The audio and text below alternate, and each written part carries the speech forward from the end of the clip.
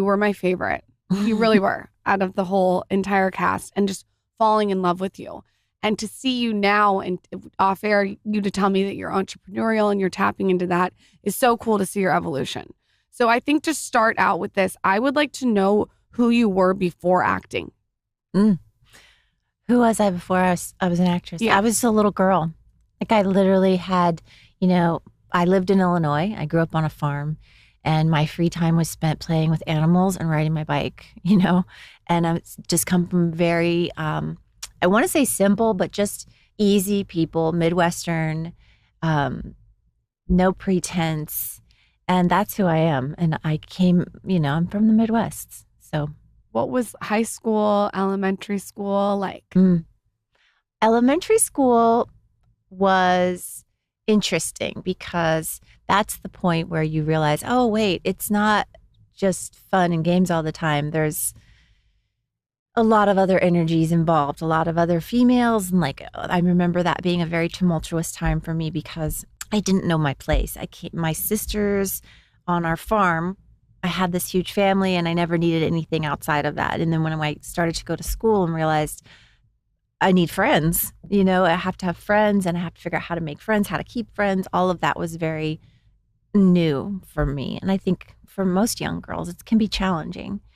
And so that was great. In high school, I only went to high school for 2 years until I realized that I was going to move to LA and give acting a try. And at that point, I got my GED. So I left school.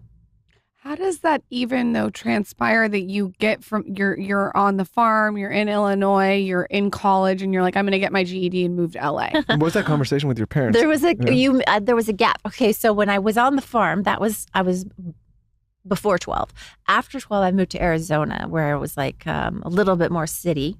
Where in Arizona? Sorry. Phoenix, Glendale. Okay. Yeah, my dad was very sick, so he needed a drier, warmer climate for his heart health. So that's why we moved to Arizona. And I went to... I lived there for a bit. Did you? Where did you live? I was in... I went to the Harvard of the Desert, University of Arizona in Tucson, Arizona. Okay.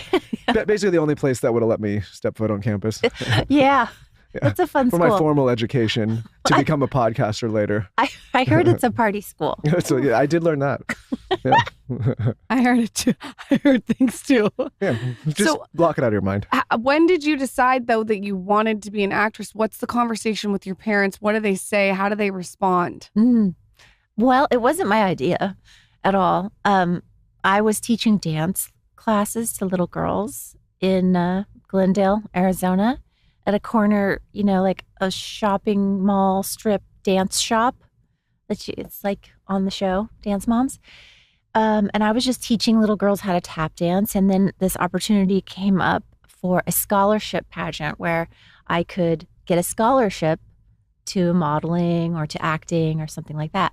So I decided to do it and I did it. And I was discovered at that experience in Laughlin, Nevada. And the man who discovered me said, would you, if you ever want to give it a shot, give me a call, basically. And he is still to this day my manager.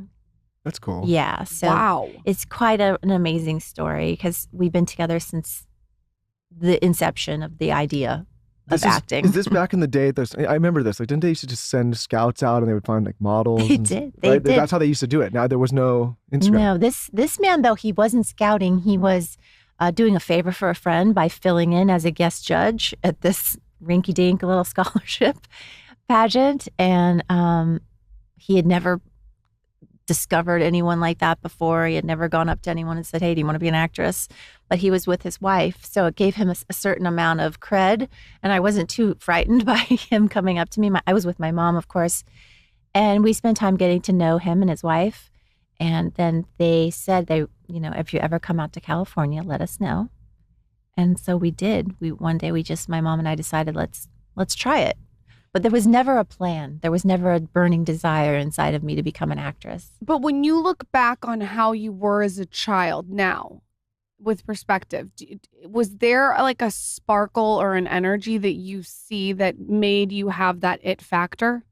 I was the baby of the family. My daughter and I were just we discussed this occasionally, like the birth order. I was just talking about it with my older daughter Luca too. The birth order and being the baby of the family, you get a lot more attention probably than the siblings sometimes. And I used to bake for bribes. Like I would bake my sister's bribes to get out of the chores of the farm. And I would do a lot of dancing for everyone to entertain them. So that's the extent of like that, whatever that sparkle was. I don't know. It was just the baby of the family. When you got to LA, what did that look like? Well, I had left one of my sisters in Illinois, left my other two sisters in Arizona. It was just me and my mom in an apartment in Van Nuys. And we would get auditions, and I would take acting school at night. And I would drive around the city to auditions with my Thomas guide, my map, and my mom would drop me off and pick me up at the auditions. That's what that was like. But I was lucky because that didn't last very long. I got my first job pretty quickly. I mean, I really did luck out. Was there any rejection though before that you experienced before lucking out? You call it lucking out. I'm sure it's more than luck, but was there rejection before that? Other than just personal challenges or personal rejections along, growing up, things that happen. But in the industry, no. I got my first job. My first job was on Growing Pains, which was. Oh my God. You remember that show with? Yes. Curtis Cameron? Kurt Cameron. Kurt Cameron. Yeah. And Alan Thicke. Alan Thicke, right. Yep. So that was my big moment to shine. And I had one line, and it was sticky, sticky, sticky. That's all I got to say. And I was like, that can be interpreted. It was weird. Okay. Yeah, I don't know. I think Min might have written that line for me. But I thought, wow, this is pretty unfulfilling. Just saying one line. I wanted more. So I kept going, and I auditioned for a bunch of other stuff. I did another show with Barbara Eden. Got very lucky on that. That was an NBC primetime show. It was called A Brand New Life. And I got to play Barbara Eden's daughter. Barbara Eden, of course, is I Dream of Jeannie. And so she has this amazing work ethic, and she's just a pro, and she's been in this business since it began. You know what I mean? She's seen everything, done everything. And I would just sit and watch Barbara work, just like staring at her, like thinking, wow, she's so amazing. And I learned so much about just on-set etiquette, how to be a pro, how to not be a diva. And I think she really instilled a lot of my parents really instilled a lot of intense work ethic in me, which I'm so appreciative of. But I think Barbara did too, as far as just the business. And is the next big break 90210, or was there stuff in between there? There were a couple little things. I did a Disney movie. That's when they were making Disney movies. And I think that was it. And then 90210 came along, and it was down to two shows that were going at the same time. There was one that was like a musical, was going to be directed and produced by Kenny Ortega.